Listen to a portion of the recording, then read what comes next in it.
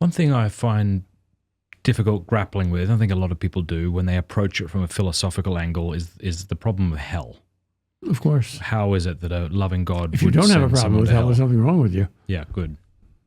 And then, because there's a fella called David Bentley Hart, Orthodox Christian, who prickly fella, who wrote a book on why we all are saved, you know.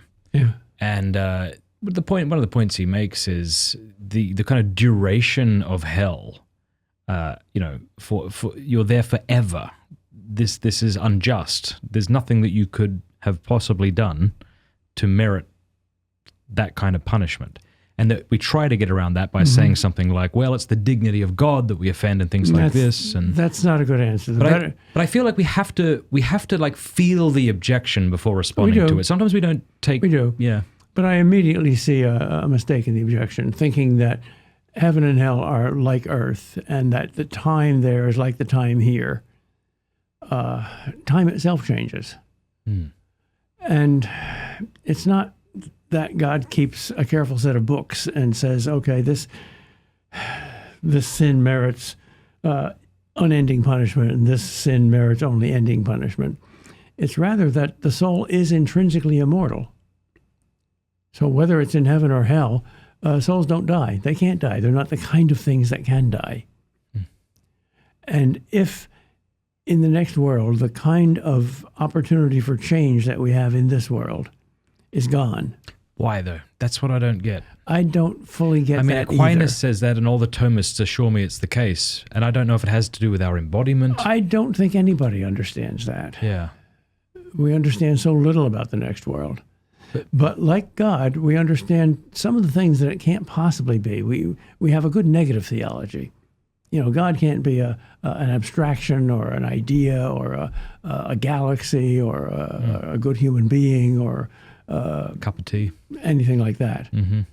So most of the misunderstandings about heaven and hell, I think, come from projecting our earthly life onto the next life. I think it's going to be much more different than we can imagine. Yeah. You know, how does the Bible describe it? Eye has not seen, ear has not heard, nor has it entered into the heart of man the things God has prepared for those who love him. It's like birth. Imagine you're in the womb and you're imagining life outside the womb. Is there life after birth? Well, if so, what's it like? Well, it's a bigger and better womb. Well, no. There are strange things in it, like Peter Kreeft and Matt Fradd in Pints with Aquinas. How could a fetus ever have guessed that? I love that so much. I remember hearing you say that once upon a time. It's really helped me. You imagine two fetuses or feti, whatever the plural is, in a womb, debating the existence of the afterlife. What do you think it's like? Yeah.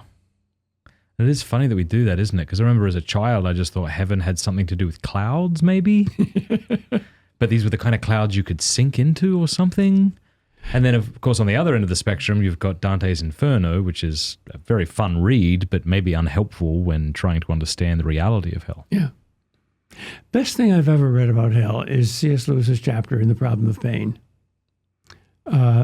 It's not a concrete picture of hell like Dante's, but it's simple and clear and reasonable and indisputable, I think.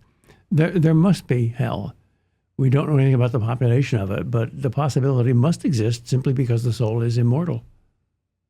And the will is free. Scratch the doctrine of free will, and you get hell underneath necessarily. I mean, God is not the Godfather. He doesn't make you an offer you can't refuse. He's God the Father. He makes you an offer you can refuse. Yeah. I'd have to think about that more. I want to agree with it just because I've said it before and I've also used it in arguments with atheists. It just seems to me, though, I know the kind of the basic understanding of the angels was that there was a period in which they chose and they weren't in the beatific vision, because to be before the beatific vision would be to not be able to choose a lesser good or to reject that good, and so there was a choice there. Yeah, fair enough. It just seems to me that, I don't know, God could win us over somehow without manipulating us or without forcing our will, but maybe I'm wrong. I guess I am wrong.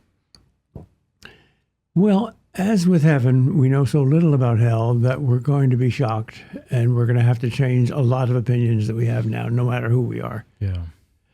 I've been reading St. Catherine of Siena on dialogues on purgatory, and I've come to a very different view of purgatory. Because of those readings? Because of those readings. And St. Alphonsus Liguori says pretty much the same thing. Purgatory is not only full of the worst suffering, but also the greatest joy. Why the greatest joy? Because you can't sin there. Impossible to sin. You don't have the kind of free choice you have anymore. There's change, but the change is given to you by God, and he knows that you're going to cooperate with it. And you want it. You want those sufferings. It's like a woman in labor. She doesn't want the sufferings as such, but that's the way to get the baby born, and that counts more than everything else in the world. So you say what you're supposed to say here, but don't do very well here, namely, your will be done with the whole of my being. And if you need to probe me with surgical instruments, and this is the only way you can make me in your image perfect, please do it. Do it as much as possible right now. There's a good image of that in one of Lewis's Chronicles of Narnia, The Voyage of the Dawn Treader. I think it's Eustace Stubbs, the nasty little boy, who turns into a dragon. And then Aslan comes and de-dragons him. And it hurts, that dragon skin coming off, but he wants it more than anything else in the world. Yeah, I remember once falling on my knees and just begging the Lord, please save me, no matter what it takes. Destroy my life. Make it as painful as it has to be. Now, I knew, as I was saying that I would change my mind if things got painful. Exactly. So I said to the Lord, but don't listen to that Matt Fradd. Listen to this one. Exactly. Yeah. Aquinas says God gives us passions for a good reason. They're fallen and they're not subject to reason, so they often lead to sin. But if we didn't have passions, we couldn't really make the kind of choices that we do. We have to love and want the good, not just think about it, and not even just make a free choice about it. Angels have reason and free choice too, but no passions. And we're not angels. So we need... Dietrich von Hildebrand is very good about this in his book called The Heart.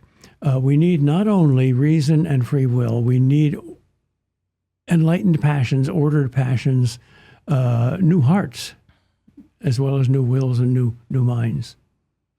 And when you say passions, just explain that a bit more. So when thinking of the will, we need to want it, and to want it rightly, to want it... Emotions, feelings, non-rational desires. The will is a kind of rational desire. I see. But we have a lot of non-rational desires. Yeah. Some of them we share with the animals, like hunger. Some of them are not capable of being in animals, like gratitude or guilt or repentance or wonder.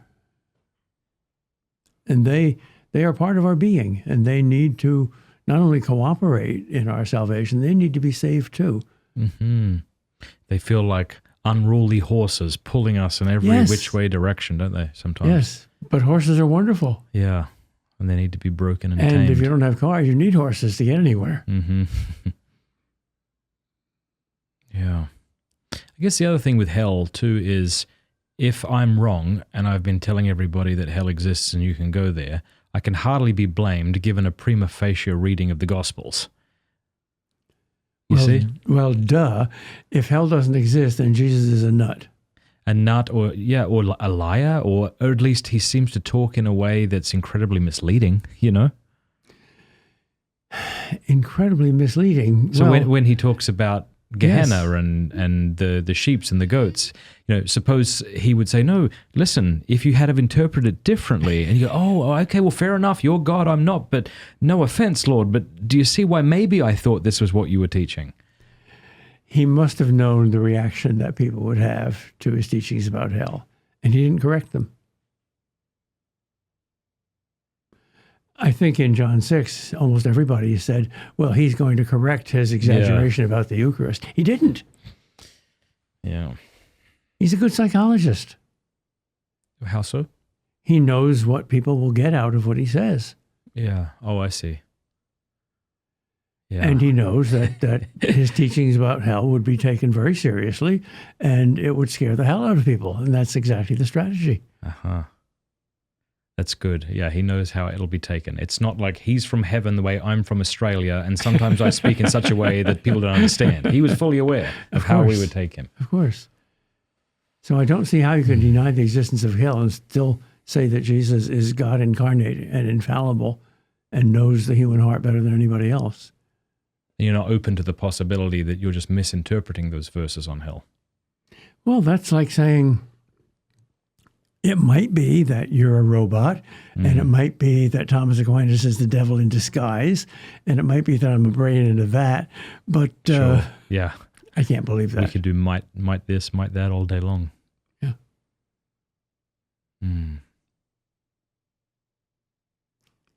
Well, the hell with hell. Let's talk about something more pleasant. What would you like to talk about? Heaven. Hey, thank you so much for watching. Before you go, do us a favor, leave a comment, let us know what you thought of the video, like, and subscribe.